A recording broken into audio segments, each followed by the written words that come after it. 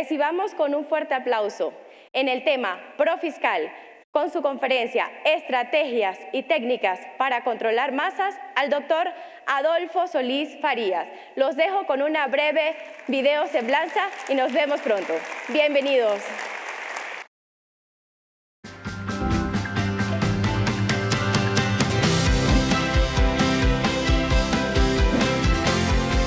Adolfo Solís,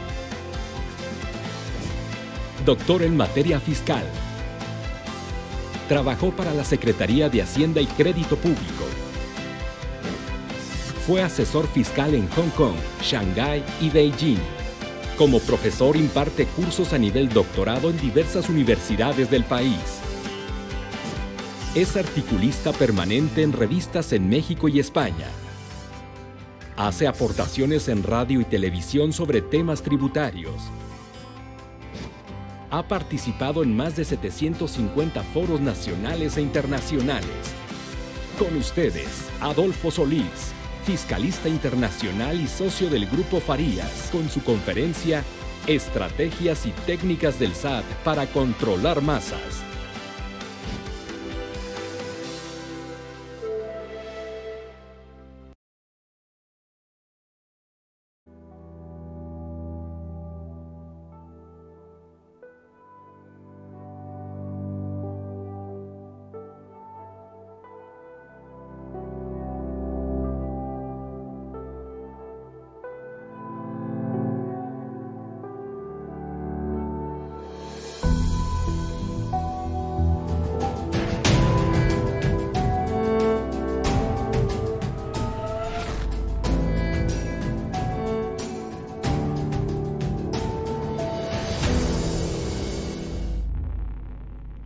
Muy buenos días.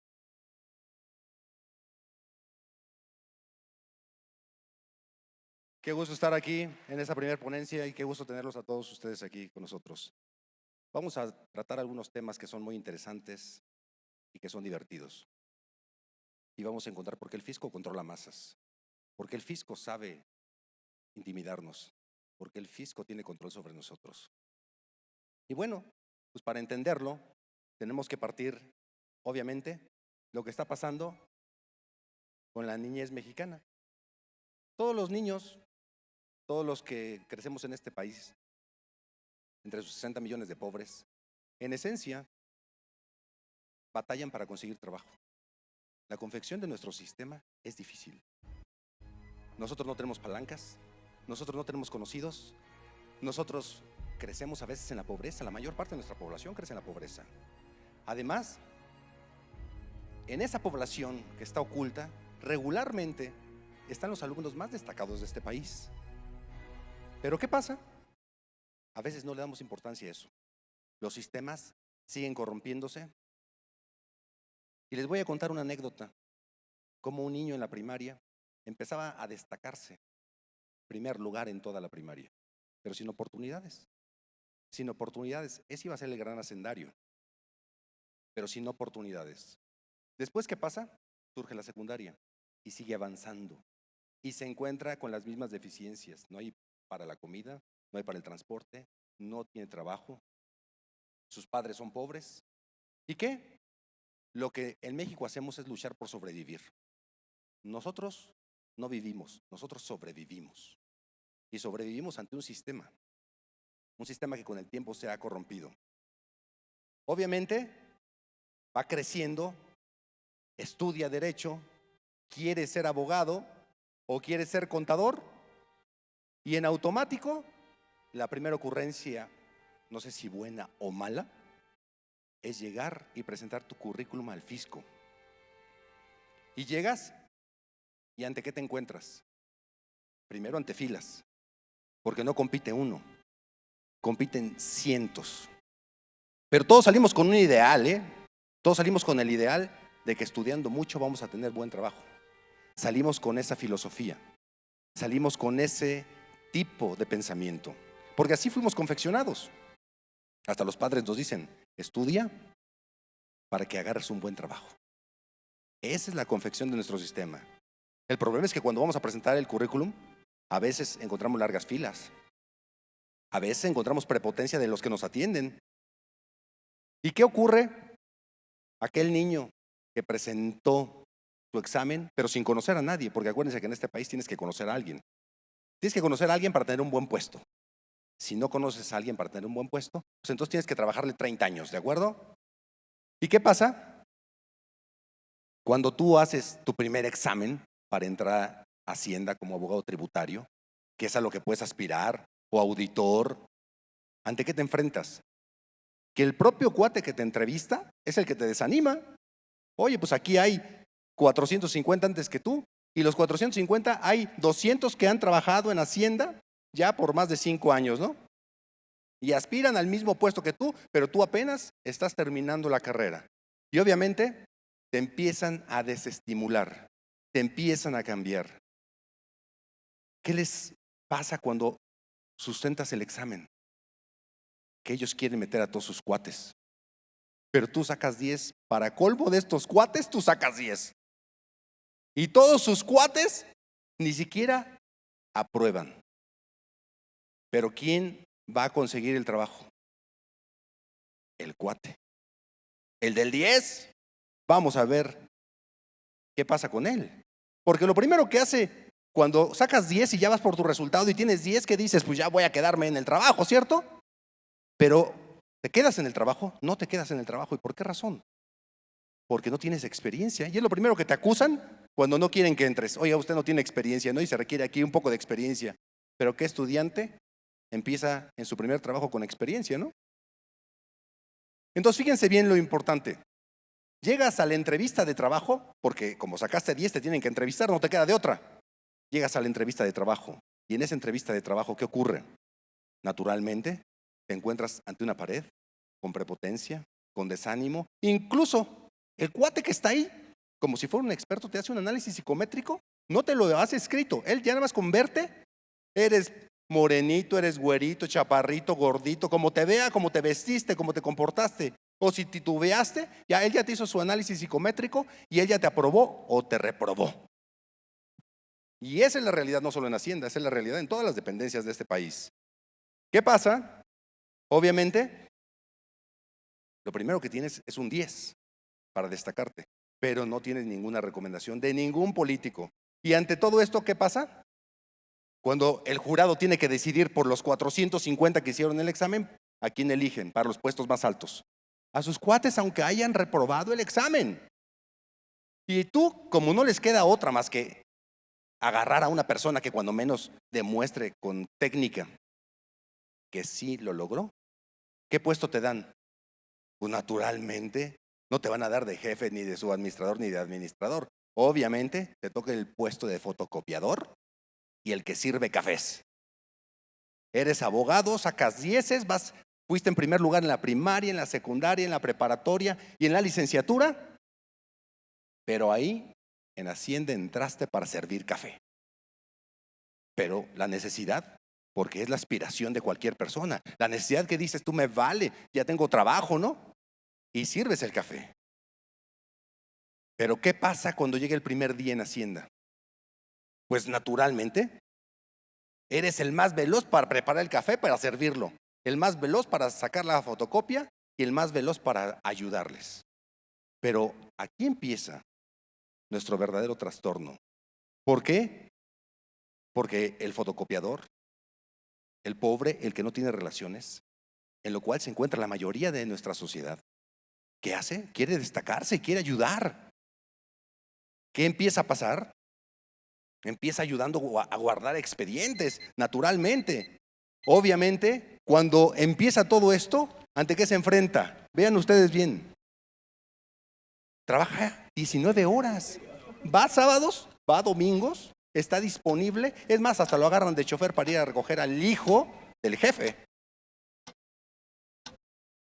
Temas importantes no se lo dan al de 10, porque es el que sirve café. ¿Cómo le vas a dar un expediente al que sirve café? Al fotocopiador. Pero ¿quién está atrás de esos que sí tienen el puesto? Que no se lo han ganado, porque hay quien sí se lo ha ganado por sus aptitudes técnicas durante muchos años, pero la mayor parte en este país se lo gana por ser cuate. Y como es cuate, obviamente el fotocopiador solo le queda una oportunidad, ser indispensable. Solo es indispensable él. Y como él es indispensable, ¿qué hace? Empieza a hacer flojo a los abogados que trabajan dentro de la dependencia. Le empieza a hacer todo el trabajo a los abogados que están dentro de la dependencia. ¿Y qué pasa? Pues llega el momento en que todo el rezago se lo dan a este abogado, al fotocopiador. Y él es el que empieza a sacar el rezago de todos, no el rezago de uno. Pero el fotocopiador está entusiasmado. ¿Por qué? Porque ya le dieron algo que no solo es sacar copias o café. Y no es denigrante hacerlo. Lo que pasa es de que el sistema nos contrata para un puesto de abogados, pero nos asignan al fotocopiado y a la cafetería. Entonces, ¿qué pasa con esta persona 3 años más tarde? Pues naturalmente empieza a ser competente, naturalmente empieza a brillar, naturalmente empieza otros abogados a pedirle recomendación al mismo. Empieza naturalmente a formar parte de ese sistema. Y cuando forma parte de ese sistema, el abogado, su única oportunidad para crecer es hacer flojo a los demás. Si haces flojo a los demás, te vuelves indispensable. Y si eres indispensable, tienes el trabajo dentro de Hacienda. Entonces, ¿qué pasa? Ahí, los demás, ¿en qué gastan ese tiempo que el trabajo saca el fotocopiador? Pues ellos llegan tarde, se van a fumar, andan tomando, se van en los pasillos, están chateando, están todo el tiempo afuera. Esa es una realidad y no ha cambiado en este país. Obviamente, para que se den una idea, a este tipo de abogados le puedes asignar 2,000 expedientes, mientras que el promedio llevan 100 expedientes mensuales. Imagínate que alguien tenga 2,000 y que otro tenga 100. Imagínate el nivel de exigencia que tiene, pero el fotocopiador que tiene los 2,000, ¿qué puesto tiene y cuánto gana? El sueldo más bajo. Y el que tiene menos, el que no hace nada, el que llega tarde, el que se la pasa fumando, tiene el sueldo que gana el doble. Y así empieza el trastorno del sistema. ¿Qué pasa? Tarde o temprano llegan los cambios, como son políticos, y ustedes lo saben, si nombran al jefe del SAT, a los administradores generales, a los centrales, a los de apoyo. ¿Qué pasa? Pues naturalmente, todos ellos son designaciones de cuates políticos. Y cuando me refiero a ese compadrazgo, me refiero que metemos allá a los amigos y metemos todo. Y ahí es donde empieza la verdadera distorsión del sistema. ¿Pero qué pasa? El fotocopiador, a ese no lo corren, aunque corran a la cabeza y corran a sus demás administradores, a ese no lo corren porque está en 4º nivel, ¿no? Ni quien le haga caso al pobre ni a su plaza. Entonces, ahí empieza el trastorno del sistema. Y eso es lo que nos trae aquí. ¿Y qué pasa? Llega el día de los ascensos o llega el día de las contrataciones. Y cuando llegue ese día, obviamente, ¿qué dice el fotocopiador? Si yo llevo 2,000 expedientes, si soy el que más estudia, si soy el que ha trabajado 19 horas diarias, si soy el que viene sábados y domingos, si soy el que le sirve el café al jefe, si soy el que le lleva a sus hijos a la escuela, yo creo que me van a ascender, ¿cierto? Y llegan y forman a todos para darle la noticia, el jefe que llega va a ascender y forma a todos y los pone en este auditorio y les dice, a ver, vamos a ascender. Y el fotocopiador hasta se siente que él ya la tiene, ya está aquí. Pero ¿qué pasa?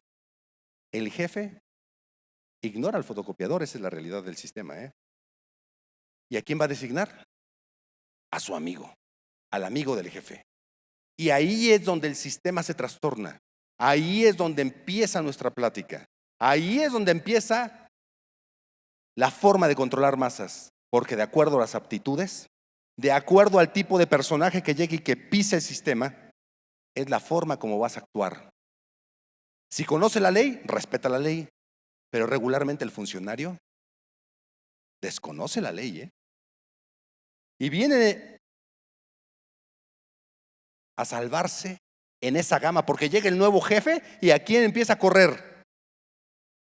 A todo el que no le cae bien o a las plazas que son importantes. Los que tienen mayor, no importa su aptitud técnica, corre a los que tienen las plazas más altas, las de mayor dinero, para acomodar a sus cuates. Y obviamente, ¿ante qué empieza aquí? El nuevo jefe, pues naturalmente celebra, ¿no? Lo primero que hace es, llama, oye Juan Carlos, ya estoy aquí, ya soy el administrador central de devoluciones, para cuando quieras una devolución, aquí, mira, aquí está tu papá, Oye, que una auditoría, sí, que se manchó con tu novia el Camilo. Pues vamos sobre el Camilo, pues ¿qué? Y entonces ahí es donde empieza el trastorno del sistema. Porque ¿qué pasa con el jefe? El jefe no es técnico, es cuate del otro jefe, el de rango superior. Ese sí se pone borracho con él, se droga. Yo tenía un jefe que se drogaba. Imaginemos ese trastorno en el sistema y llévalo y empieza entonces, obviamente, a ofertar el puesto, auditorías, devoluciones, y nos das un bono por el acompañamiento. El nuevo jefe tiene tanto poder que puede resolver las cosas, puede echar una llamada y ayudar a los cuates y castigar a los no cuates, ¿cierto o no? Y ese es un sistema global. El nuevo jefe se convierte en automático en el todas mías, ¿no? Porque ¿qué? Empieza a seleccionar al personal femenino.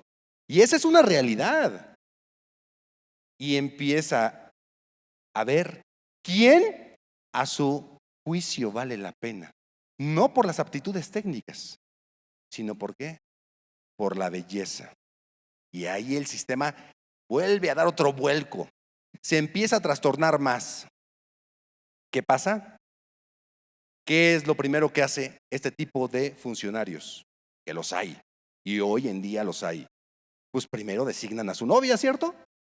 Le dan un buen puesto a la novia. ¿Y la novia qué hace?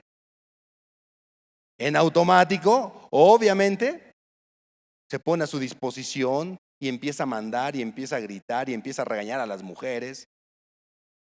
Y entonces este cuate, el jefe, empieza a usar todos los recursos a su alcance. El guardia que estaba en la entrada, ahora ¿quién va por su hijo? El guardia de la entrada. Entonces los recursos de la dependencia los está usando ¿para qué? Para naturalmente beneficiarse. ¿Qué pasa con los viáticos? No, hombre, ustedes los mandan en camión y le dan para una torta o para que se quede en la central camionera. Pero ellos, primera clase. Y además, ¿qué pasa? A la familia los pagos. ¿De acuerdo? La gasolina, ni se diga, ¿no? Yo conocí un caso, un vehículo embargado. Fíjense bien la gravedad del sistema. Y vamos a hablar, ¿por qué controlan las masas? Por la mentalidad. La gravedad del sistema. Ese vehículo embargado, la persona no se identificó, vehículo del año, vio que nadie lo reclamó, 2 años, que no se levantó el procedimiento administrativo en materia aduanera. ¿Y qué hizo? Mandó un oficio falso, pero firmado por el jefe, pidiendo que se plaqueara, y Recaudación de Rentas le da placa y aparecía nombre de la Secretaría de Hacienda y Crédito Público, pero el carro de su uso personal. Ibas a los inventarios de Hacienda y no existía. Entonces usan el poder hasta para poner los carros a su nombre. Y el día, como es un oficio falso, y como él es el jefe, pues si algún día le preguntan, ahí está. El día que él se vaya, pues da de baja el carro, ¿no? Entonces vean cómo es el sistema. El sistema puede usar y manipularse. Y obviamente, vean todo esto. Empieza un ejercicio de poder indebido. Y ahí es donde nosotros entramos. En ese ejercicio de control indebido, empieza a correr, empieza a amedrentar, empieza a humillar, empieza a exigirle a las personas, empieza a ser grosero. Obviamente, ¿qué te queda? Al débil, ¿qué le queda? Aguantar y tratar de buscar mantenerse en su empleo. Tienes 2 caminos: o aceptas las reglas o te sales. Si aceptas las reglas, dependiendo de la confección del jefe, es como tienes que ser. Si es corrupto, ¿cómo serás tú? Corrupto. Si es decente, ¿cómo será? Decente. Si es arbitrario, ¿cómo será? ¿Cuántas auditorías en el país no llevamos todos los que estamos aquí y los que nos escuchan en vivo? ¿Cuántas auditorías? ¿Y en cuántas imprimen la discrecionalidad y no la ley? ¿En cuántas devoluciones se nos niegan con pretextos a veces hasta tan absurdos que los tribunales llegan y se ríen? ¿Ante qué? O te quedas y aceptas las reglas, o renuncias y te sales del sistema, ¿de acuerdo? Y ahí es donde se bifurca el sistema. Ahí es donde empiezas tú a tener control de las cosas. Los que se quedan se someten. Y aquí empiezan los abusos del verdadero poder. Y empiezan, ¿por qué? Porque la oficina, si es malo el jefe, ¿en qué se convierte la oficina? En un verdadero antro. Se hace un antro. Ahorita ya en las dependencias no dejan fumar, pero hace 20 años se fumaba y parecía antro. La dependencia de gobierno, adentro fumabas y entrabas y veías una capa de humo en el área de servicio al contribuyente. Eso ocurría hace 20 años. ¿Qué pasa? Los subadministradores, tú vas, no te atiende. ¿Dónde está el subadministrador? No, pues es que salió a hacer un mandado. Eso es lo que pasa en la vida real. ¿Qué ocurre? Empieza a haber rezagos. Y si hay rezagos, baja la recaudación. Y si baja la recaudación, naturalmente, yo no voy a mostrar mi ineptitud, que me pongo cohete, que me emborracho, que ando de novio todo el día con las de la dependencia, con las amigas que puse, con los cuates que me llaman y los atiendo y les hago favores. Yo no puedo mostrar mi deficiencia. Yo no puedo hacer nada de eso. ¿Qué ocurre? Pues también la novia del jefe, pues ya fue ascendida, ya la promovieron. ¿Y la novia del jefe qué hace? Mete a sus amigas también, ¿no? Y a sus amigos. No importa lo que sepan técnicamente y no importa y todas las personas que estén tratando de luchar por un puesto técnico. ¿Ese puesto lo agarra quién? El que decida el jefe. Esa es la realidad de un sistema mexicano. Y obviamente, ¿qué? Llega la novia del jefe, que tiene el segundo puesto más grande, y se la pasa chateando. ¿Se la pasa qué? Comadreando. Y no me refiero solo al sexo femenino, porque yo conozco mujeres que son las administradoras y que su novio es el que abusa. Es un tema general. Y fíjense bien, obviamente, para tu mala suerte, te das cuenta, el jefe se da cuenta que su exesposa o su exnovia anda con un cuate que te cae bien gordo. Pero yo tengo el poder, ¿cierto? Y como yo tengo el poder, ¿qué hago? Pues cancélale el certificado de sellos digitales, embárgale cuentas bancarias, audítalo. Yo tengo el poder, yo puedo decidir qué te hago. Y entonces le demuestro a la exnovia o a la exesposa el nivel de poder que tengo acabando con el novio, ¿cierto o no? Pero después, ¿qué pasa? El jefe, pues naturalmente quiere destruir a sus enemigos. Y le dice al que se quedó, el que aceptó el sistema, le dice, haz lo que tengas que hacer. Ahí es donde llegue el sistema y se empieza a podrir. Porque haz lo que tengas que hacer, pero no quiero que me lo dejes vivo. ¿Qué hace el funcionario para quedar bien con el jefe? Porque es una orden superior. Que aunque la ley de responsabilidades diga que ante ese tipo de órdenes te deberías de oponer, ¿quién en este país se le castiga por eso, no? Tenemos un sistema de impunidad increíble. Entonces, fíjense bien, aquí es donde empieza el trastorno del sistema. Yo por eso siempre le digo, cuando me hace enojar a un funcionario público, lo primero que le digo, el monstruo más temible que he conocido es un servidor público que desconoce la ley. Ese sí es un monstruo temible. Y es un monstruo temible, ¿por qué? Porque naturalmente estos cuates usan el poder, lo distorsionan y se trastornan. Pero ¿cómo acabo yo con el contribuyente? Quiero acabarlo, ¿no? Ese fue el propósito. O quiero sacar el rezago, ¿no? Cuando llegó Vicente Fox de presidente, nuestro presupuesto era de 1.2 billones de pesos. Llega López Obrador con 5.83 billones de pesos. Tenemos más ingreso, ¿cierto? El año pasado 2.9 billones salió de la bolsa de los contribuyentes y este año va a salir 3.3 billones de nuestra bolsa. Tenemos más dinero, pero tenemos más homicidios en el país. Tenemos más dinero y más inseguridad. Tenemos más dinero y más pobres. Tenemos más dinero y más informalidad. Tenemos más dinero y más trastornos educativos. Más dinero y menos cobertura hospitalaria. La pregunta es, y no se diga si me voy a la informalidad y me voy a otros fenómenos sociológicos, porque no acabamos. Entonces, ¿nuestro problema es de dinero o es de carácter presupuestal? ¿Cómo me lo gasto? ¿Es el ingreso o es lo que me gasto? Y ahí empieza, obviamente, yo tengo que acabar con el contribuyente porque lo veo como un enemigo. Porque ya se formó la idea de que son evasores. Son evasores. Dentro de la dependencia se ve al contribuyente como un enemigo. Los sistemas modernos trabajan sobre confianza, pero el sistema mexicano trabaja sobre la desconfianza.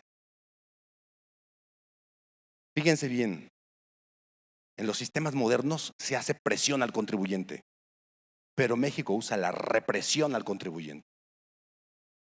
La pregunta es, ¿cómo podemos aspirar a un mejor sistema? ¿Y qué pasa? Todavía dicen que ustedes se evaden. ¿Cuántos se han publicado en la lista definitiva del 69B? Que esos son los incumplidos, ¿no? 40, 50 mil. Dice el informe tributario de gestión que somos más de 78 millones. ¿Qué porcentaje corresponde en 50 mil a 78 millones? Pero por esos 50 mil incumplidos, nos tachan a todos como si fuéramos unos delincuentes, ¿cierto? Y no se diga que el contador que es cuate arregla las cosas rápido, pero el contador que no es cuate no arregla las cosas rápido. Y obviamente, ¿cuál es la primera forma de presionar? Yo tengo que aumentar la recaudación, yo tengo que controlarte, yo tengo que hacer que no paguen. Entonces, ¿qué hago? Ven para acá. Tú ven.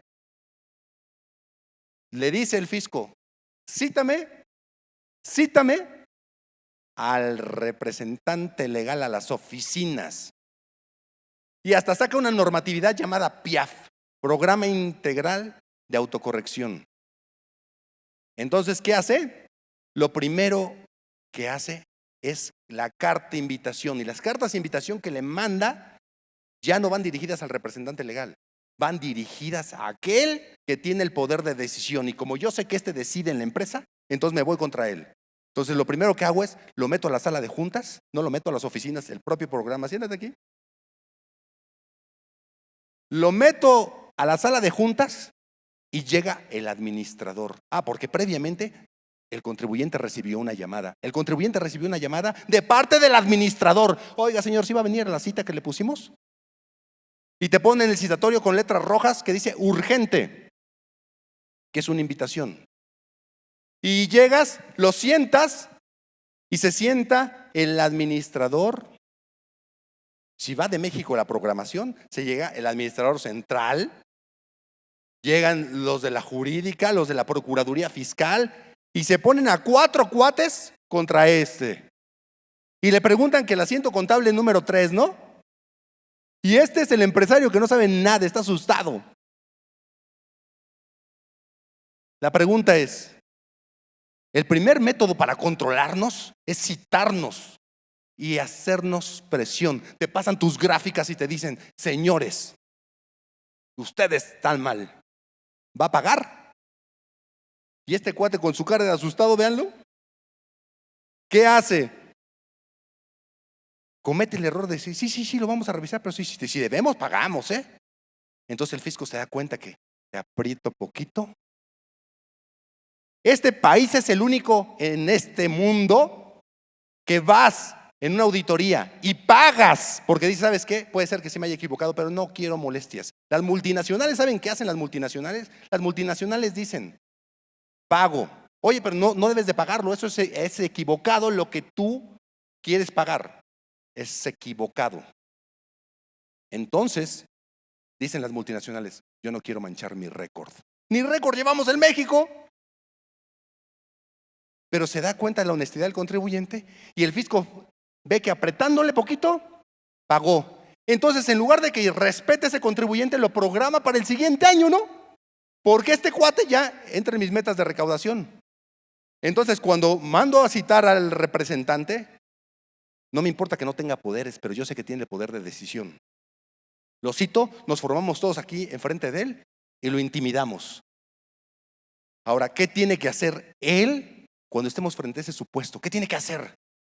La próxima vez que llegues, te sientas en el lugar del administrador. Donde tú veas que se siente el administrador, tú te sientas ahí. Que llegue, se van a parar los 5 frente a ti y te van a sacar tu reporte. Como les pasa una nota técnica, les dan hasta tu diagrama, les dan toda tu vida a los 5 que entran. Entonces cuando te digan, a ver, explíqueme esto, ¿qué le debes de decir? Tú vas a agarrar y le vas a decir, estoy tomando nota.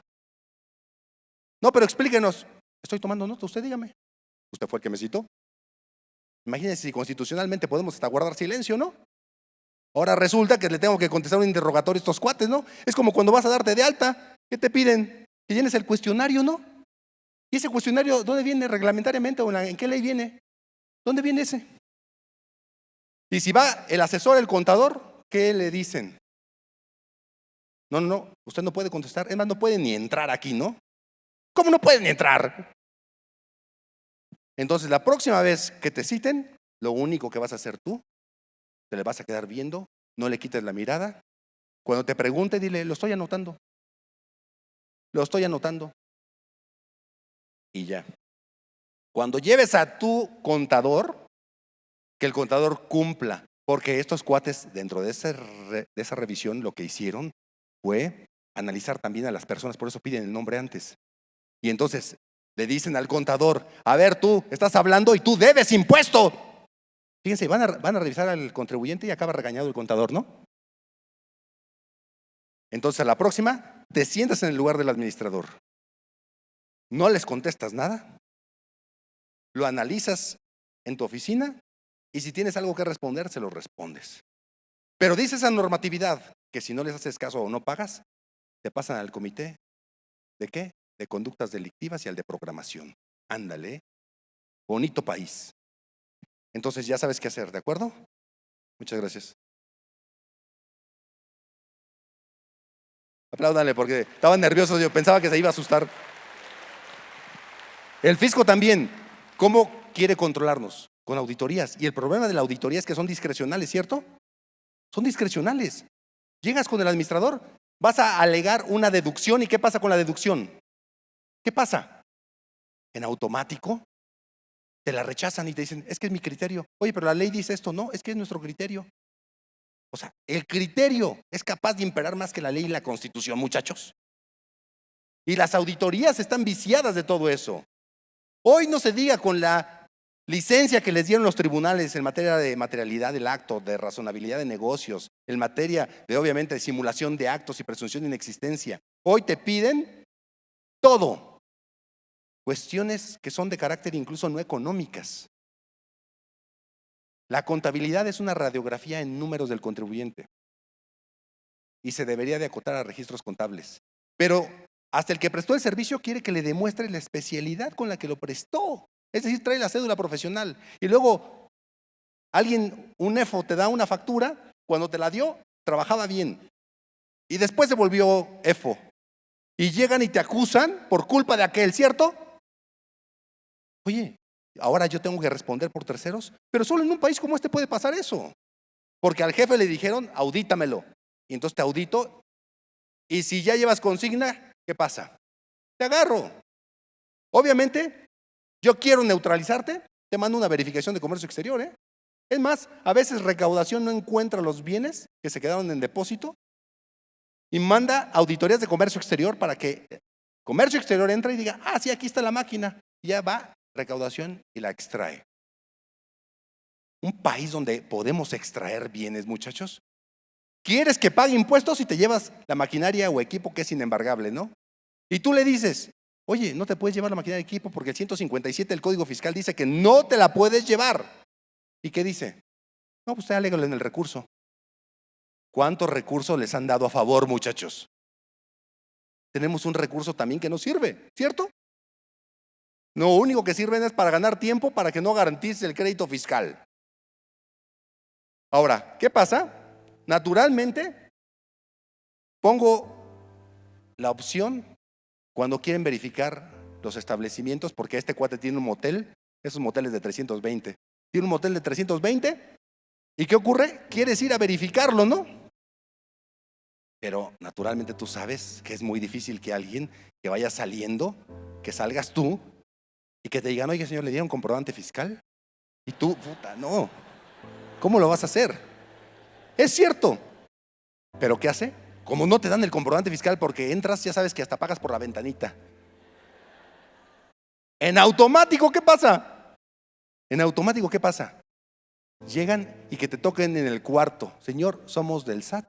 Y vamos a clausurar porque hicimos una verificación de comprobantes fiscales y este reincidente y lo vamos a clausurar. Entonces sálgase, ¿no? Y rápido te pones, ¿no? Entonces fíjate bien nada más lo terrible del sistema. Las facultades son para generar una percepción. ¿Qué pasa?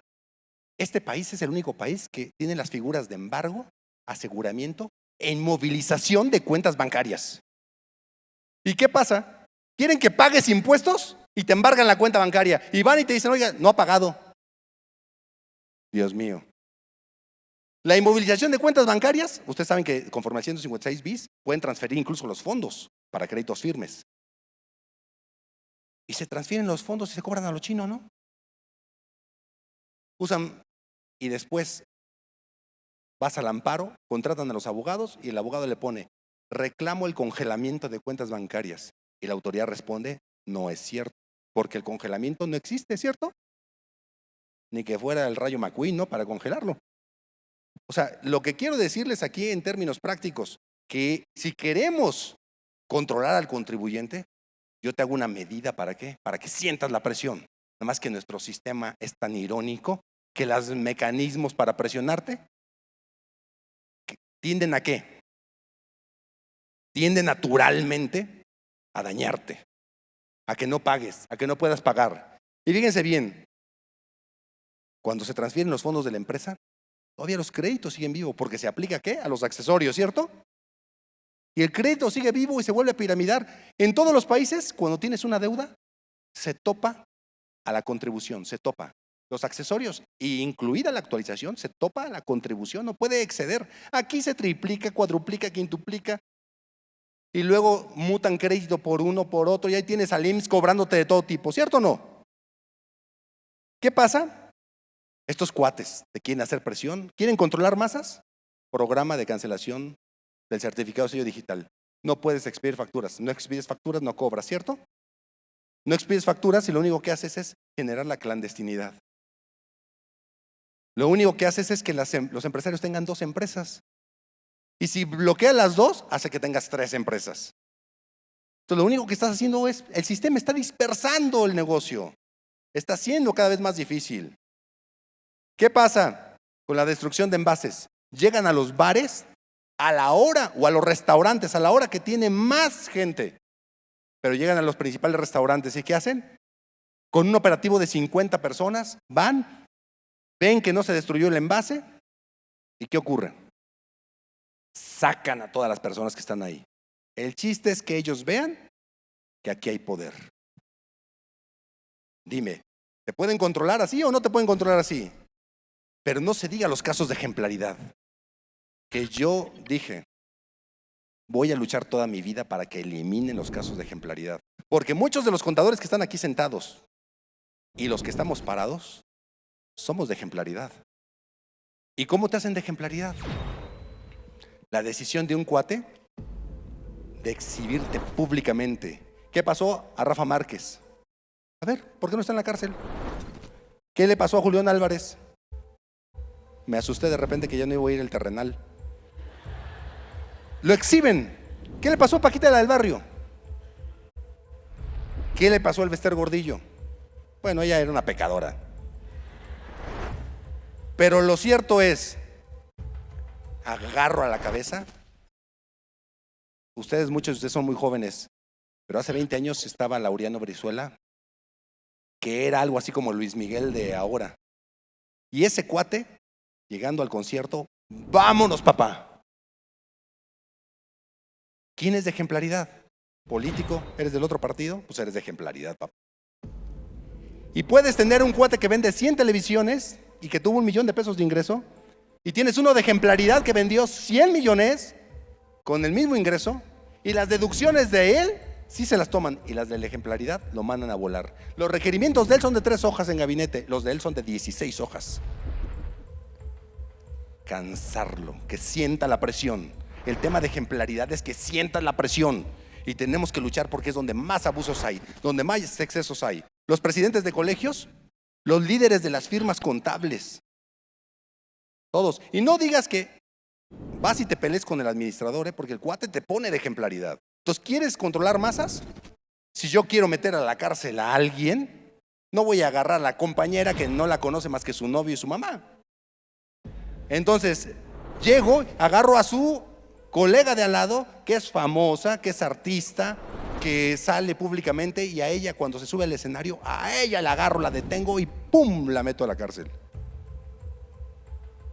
Aun cuando el 157 naturalmente no me permita meter la presión preventiva. Y yo trato de afectarla, trato de que sienta la presión, trato de que tenga la dureza del sistema atrás de él. Y más ahora que dice, todos los outsourcing van a ser considerados como delincuencia organizada. ¡Qué bueno! El problema es que esas normas, no, como son, la norma es general, abstracta e impersonal, heterónoma, bilateral y coercible y externa, nos aplica a todos. Entonces, aunque el discurso sea que vamos a agarrar a los de servicios de subcontratación, los de outsourcing, con esa norma nos van a agarrar a todos. Y la delincuencia organizada sí está, dije 157, pero es el 167 del Código Nacional de Procedimientos Penales. Y entonces, ¿qué pasa? Los casos de ejemplaridad son los más terribles. Y para que toda la población sienta presión, le envío mensajes, correos electrónicos y llamadas. Con eso, mira, tú sientes aquí al fisco en la espalda que te persigue como si te estuviera verificando. Hubo menos auditorías en el informe de tributario y de gestión, hubo menos auditorías el año pasado y se aumentó en más de 20,000 millones de pesos la recaudación, con menos auditorías, porque están mucho más focalizadas. Obviamente, hace 20 años salía un comercial que chocaban 2 rejas y decía, pague impuestos, no pague consecuencias. Fue vetado por los tribunales y fue vetado naturalmente por la Comisión Interamericana y la Nacional de Derechos Humanos. Dijeron, oye, no manches, ¿cómo estás poniendo una cárcel? Intimidas a las personas. Y por eso sacaron lo de Lolita, ¿no? Y hoy te lo dicen como que cumple con Lolita para que no se vea tan agresivo.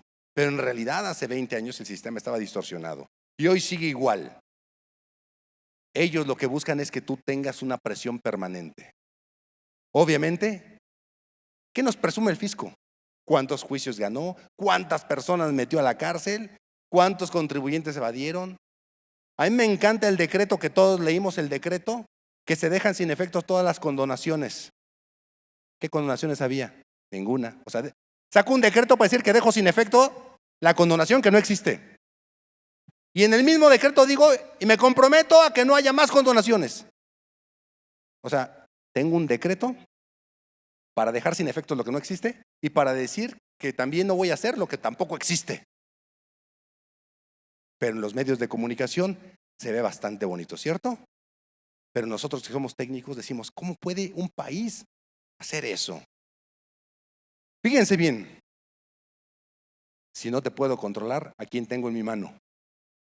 A la Procuraduría Fiscal de la Federación de las Jurídicas. ¿Para qué? Nomás para que te ejerzan acción penal. Te pongo como no localizado, casos del 110 fracción quinta, que tienes créditos y no los has descubierto, temas de simulación, temas de falsedad de información. Cuando presentas la declaración, hoy te están consignando por el 109 fracción primera en materia de simulación de actos. Te dicen, oye, ¿sabes qué? Tú agarras, recuérdense que la fracción primera a la cuarta habla entre la simulación de actos y contratos. La primera te dice el que provea datos falsos al RFC son los asimilables a la defraudación fiscal y te dicen, oye, tú presentaste la declaración con 10 pesos, pero yo te determiné que eran 20, entonces son datos falsos. Imagínense nada más, eso estaba ocurriendo ahorita, en junio del año 2019. ¿Y qué pasa? El ejercicio de la acción penal es naturalmente todo esto. Ahora bien, si a esto le sumamos ministerios públicos corruptos, Si a esto le sumamos que tenemos ministerios públicos corruptos, que el fisco nos avienta una presión a todos, videos, auditorías, mensajes, audios, llamadas telefónicas, mensajes, todo llega, hasta mensajes de WhatsApp. Y entonces te enfrentas ante algo, que si te consignaron, vas con el Ministerio Público y te dice: conozco un caso muy cercano, un apoderado, hacemos apoderada a la compañera y le damos un poder no orgánico, un poder notarial para pleitos y cobranzas. Y el SAT ejerce acción penal contra el de poder de pleitos y cobranzas porque realizó cualquier función, un movimiento al RFC. Y entonces el Ministerio Público le dice: oye, es que tengo un mandato y el mandato actúo por nombre y cuenta del mandante. El responsable será la empresa. Si está no localizado, es la empresa, no yo. ¿Cierto? ¿Y qué dice el Ministerio Público? No, para mí esto es consignable. O usted diga. Ese usted diga es lo que tiene ese sistema podrido. Por eso hay abusos, por eso las masas son controladas, porque puedo abusar de ti, puedo abusar de las masas, y cuando llego tengo ministerios públicos corruptos. ¿Y ante qué me enfrento? Tengo querellas y declaratorias de perjuicio infundadas. Te agarro por no localizado, por declarar datos falsos, te aviento de fraudación fiscal o su equiparable. Yo te puedo poner en la cosa que quieras. Si no eres amigo, puedes tener todo el peso de la ley. Pero ¿ante qué nos enfrentamos?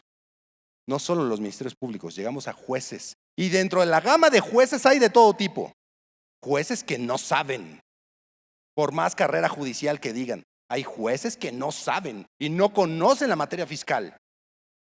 Tenemos jueces que no quieren trabajar, Hay jueces que van, se sientan, dejan todos sus proyectistas, les pasan la firma, ya lo que usted diga. Y el proyectista, y a veces el oficial, es el rey ahí, el proyectista de sentencia. También hay jueces y magistrados que están del lado del sistema, muchachos. Y están del lado del sistema y no te van a dar la razón nunca, porque ellos están con el fuerte.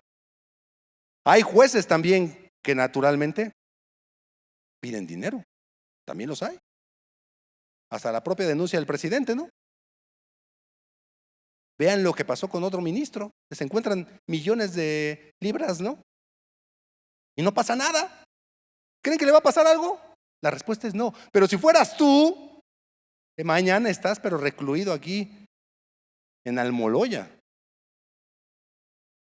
Y también hay jueces que tienen miedo, le tienen miedo al fisco. Porque si se queja el fisco ante el Consejo de la Judicatura, me cambian de plaza, ¿cierto? Y estoy en un confort. Y si no es que me suspenden o me destituyen, Es un tema importante. Ahora, díganme ustedes si no es tanto el poder para controlar masas, que estos cuates hasta ponen ministros, ¿no? Alfredo Gutiérrez Ortiz Mena, jefe del SAT. Jefe del SAT, ¿y qué pasó? Es ministro. Javier Lainez, procurador fiscal, ¿cierto? Y ahí está. Cuando le llega un caso fiscal, ¿realmente creen que hoy, después de haber trabajado toda su vida ahí adentro, creen que realmente cambió su forma de pensar a ser juzgador? Quisiéramos creerlo. El problema es que el sistema no es así. Casi la mayor parte de sus votos son en contra. Y lo que te da son cosas que serían tan obvias que no podría decir que no, porque se exhibiría. Después, no digas cuando hablas del IMSS, ¿no? Cuando hablas del IMSS, estos cuates llegan, te extraen bienes, te embargan, te bloquean tus cuentas bancarias y nadie les dice nada. A veces les pagas porque les tienes miedo. Les pagas por miedo, no les pagas por un incumplimiento. Ellos te extraen bienes.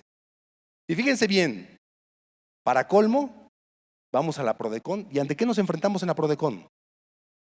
Que empezó con mucha fuerza, ¿no? Diana Rosalía llegó con mucha valentía. ¿Y cómo terminó?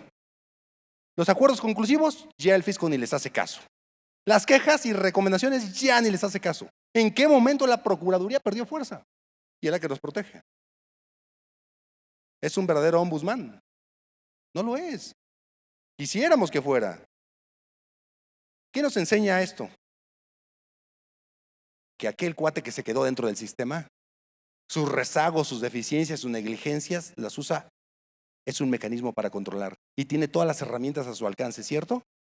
tiene todas las herramientas. No se diga que una auditoría discrecional, no se diga que una revisión de gabinete, no se diga lo que se diga. Sabemos cómo se controlan las masas. Pero lo que es importante, obviamente, el fisco sabe vender favores. En eso sí es experto. Sabe acorralar a familiares de políticos. Tú eres un político opositor y no acorralarlo al político para que no sea directo, acorralarlo a su familia. ¿Para qué? Para que este cuate venga a pedirme el favor por la familia. Y entonces el favor es, sale, te la voy a hacer, pero estamos a mano.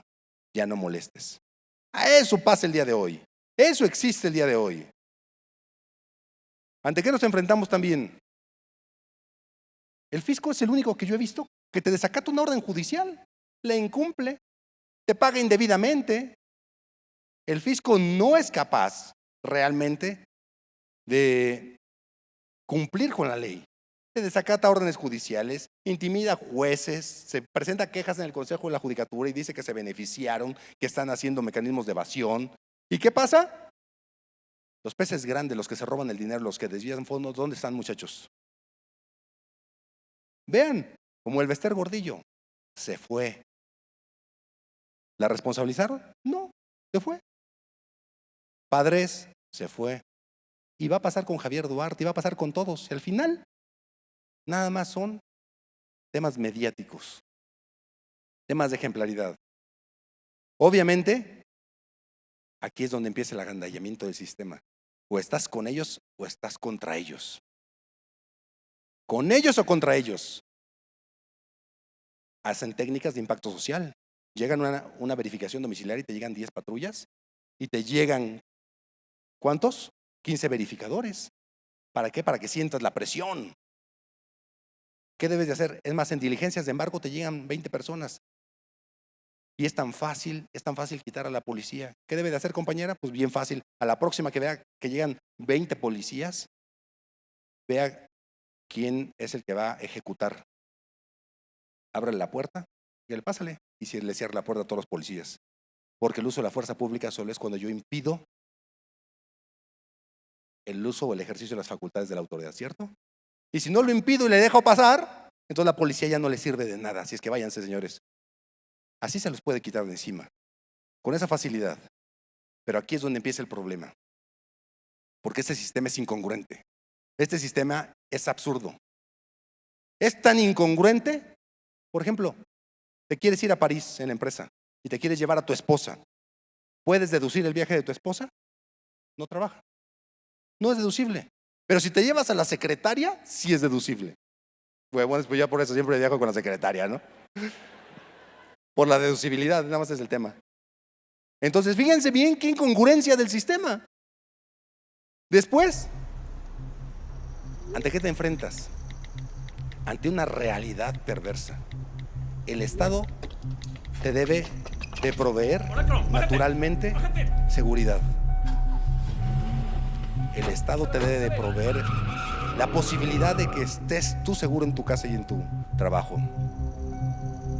Te llevan, te arrastran. Eso lo hace el sistema. Y el fisco no sabe nada de eso. Llegas, naturalmente, eres vigilado, te secuestran, te golpean, te maltratan. Y esa es una realidad. Llegan y te incautan, te llevan a una casa de seguridad. Lo primero que te dicen es que les des un nombre. Les das el nombre. 6 días no te llama nadie. Pero esos 6 días se te acerca alguien y te dice cómo te van a matar. Te dice que te van a arrancar las uñas. Te dice que te van a asfixiar. Te dice que te van a ahogar. Te dice que te van a picar los pulmones. Y todos los días te dice cómo te va a matar. Y eres secuestrado. Todos los días te humillan. Todos los días llegas y te dan 3 sopas Maruchan en 25 días. ¿Y qué pasa aún así? Llegan te golpean, pero ponen en el teléfono a tu mamá o a tus hermanos y te golpean para que ellos escuchen. Y te están golpeando cada vez que te golpean, escuchas. ¿Quieres pasar al baño? Y te dejan horas para que te hagas del baño. Y todos los días llegan y te dicen que más dinero, que dónde tienes más dinero, y hay más dinero. Y así pasan 25 días. ¿Y eso al fisco le interesa? Pero van a darse cuenta por qué el sistema está tan podrido y tan corrupto. Porque el fisco dice, eso es competencia de las procuradurías, ¿cierto? No mío. Pero ¿qué ocurre? Mientras te están golpeando, tú le dices al delincuente, déjame bañar. El último día que te dicen que te van a matar, le dices, déjame bañar. ¿Y para qué le pides que te deje bañar? Para cuando estés en el CEMEFO tirado, llegue tu hermano, tu padre, tu esposo, tu hijo a reconocerte, no te vea herido, mal, que diga, bueno, no sufrió tanto mi hijo. Para eso le pides que te deje bañar, para que no te vea despedazado. Pero tienes la fortuna de que tus hermanos van y le piden a todos sus amigos y sacan el dinero de todas las empresas. Van al banco y todos piden millones, y todas las empresas, 7 empresas piden dinero. Sacan millones y millones en efectivo. Al banco le sorprende por qué sacas tanto dinero en efectivo. Llevas el dinero para entregar el rescate, pero el banco te reportó con Hacienda que sacaste efectivo. ¿Qué haces? Logras liberarte, pero 3 meses después, ¿qué ocurre? Llega naturalmente el fisco y te dice el comprobante por esa erogación, y sacas y le dices, aquí está la averiguación previa donde fue el pago de un rescate. Dice, eso no es deducible. No vienen las categorías de deducibilidad. ¿Y qué pasa entonces? Determina un crédito fiscal y acaba con la empresa. Tu viacrucis no es el secuestro, tu viacrucis es posterior al secuestro, que acaba, pese a que el delincuente acabó. El Estado tenía la obligación de darte seguridad y no lo logró. Y acabó contigo, te denigró, te quitó la tranquilidad, te robó lo más íntimo, que era la privacidad. Y luego llega el fisco, le explicas y te dice que no es deducible y te determina un crédito fiscal por no tener el dinero. Vas a los tribunales y le dices, oiga, por sensatez, por justicia, no puedes determinar un crédito porque con eso se pagó el rescate y aquí está cómo, de qué empresa, aquí está en la averiguación previa de qué empresa se sacó el dinero. Y la pregunta es, estos cuates, cuando sacan el dinero, ¿les importa? Hasta por sensatez emocional. Por sensatez emocional tendrían que decir, ¿sabes qué? Es deducible. Por sensatez, olvídate de la ley, porque la ley es dura cuando quieren aplicarla y es flexible cuando quieren aplicarla. El fisco destruye esas empresas, el fisco acaba con esas empresas, en lugar de que promueva. Y por eso nuestro sistema es absurdo, es obsoleto, por eso urge cambiarlo. Y el mensaje que les doy, obviamente a los que trabajan en Hacienda,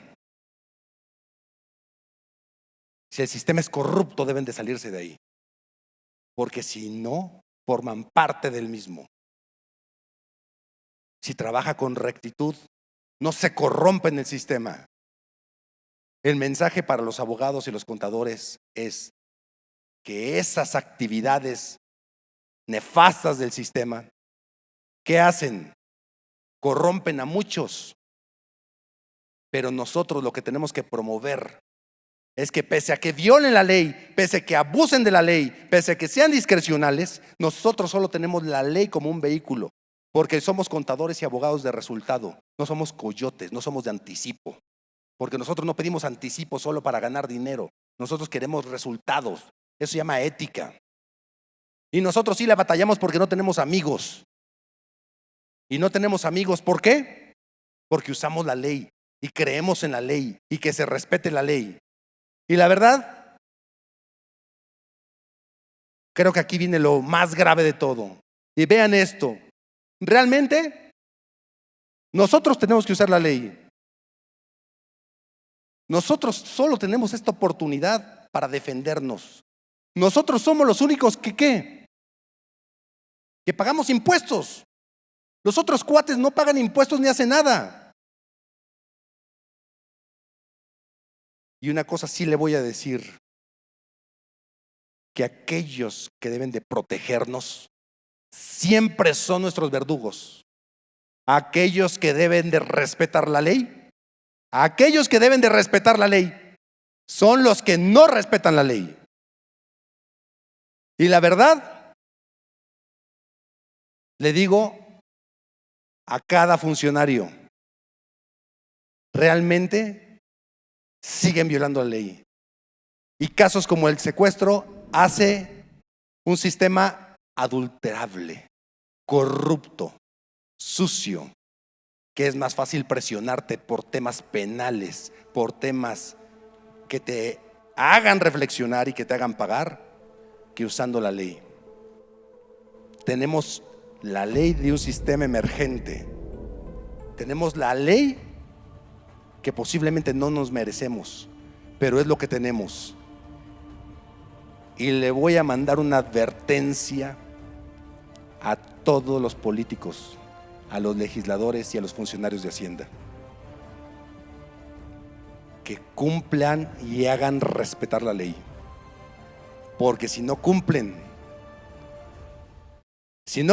óiganlo bien, tarde o temprano vamos a ir por ellos. Los que estamos aquí, vamos a ir por ellos.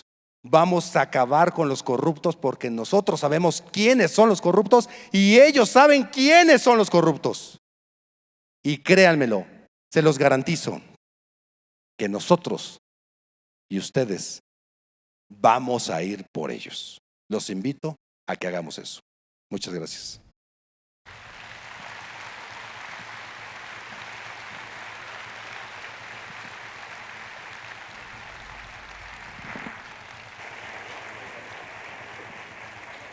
Muchas gracias, Adolfo, por esta excelente ponencia que nos das el día de hoy. Sin duda muy interesante y creo que nos llevamos información muy valiosa. En nombre de la comunidad Conpaquí, te entregamos este reconocimiento y gracias por participar en el Conpaquí Profit 2019. Gracias a ustedes, muchachos. Nos vemos pronto.